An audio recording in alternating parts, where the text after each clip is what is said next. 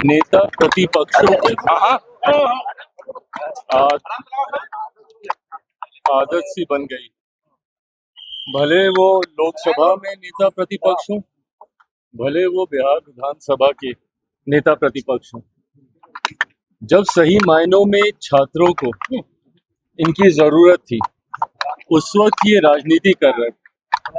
और अब मार्च निकालकर जब अधिकांश जगहों पे उनकी बातों को सुना जा रहा है, उस पे अमल किया जा रहा है, उसके बाद अब अपनी राजनीतिक रोटी सेकने का कतई कोई मतलब नहीं। एक बात तय है कि छात्र अपने में आज की तारीख में सक्षम है, युवा पीढ़ी अपने में सक्षम है अपने हितों को, अपनी बातों को सरकार तक पहुंचाने के लिए।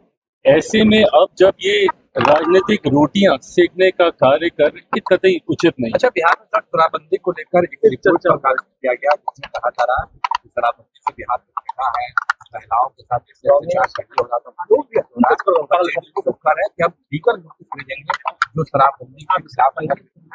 खिलाफ।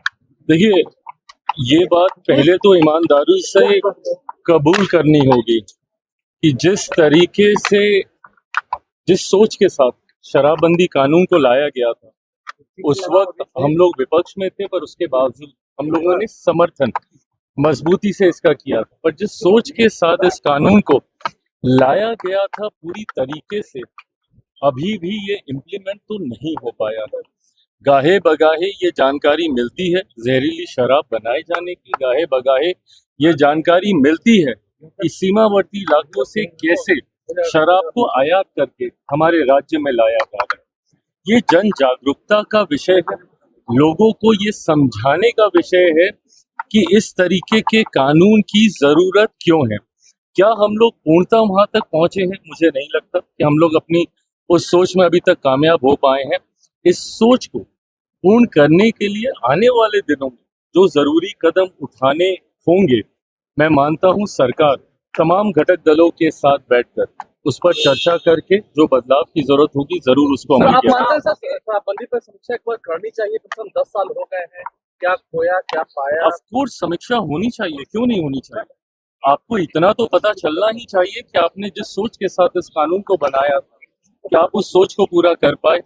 जिस जागरूकता अभियान के साथ आप इसको गांव-गांव तक लेकर जाने का प्रयास कर रहे थे, क्या उसमें हम लोग सफल हुए?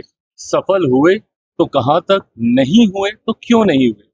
नहीं हो पाए तो उसमें क्या बदलाव करने की जरूरत है ताकि हम अपने उस लक्ष्य को प्राप्त कर सके। ये तमाम बातें तभी संभव है जब सही मायनों में इसकी समीक्षा की जाए। प्रशांत किशोर ने अपने क्षेत्र के युवाओं को 10,000 नौकरी देने की बात कही है, क्या प्रभु ये आप लोग पहले आपस में इस तरीके से फाइट नहीं होती है यार, क्या कर रहे हो?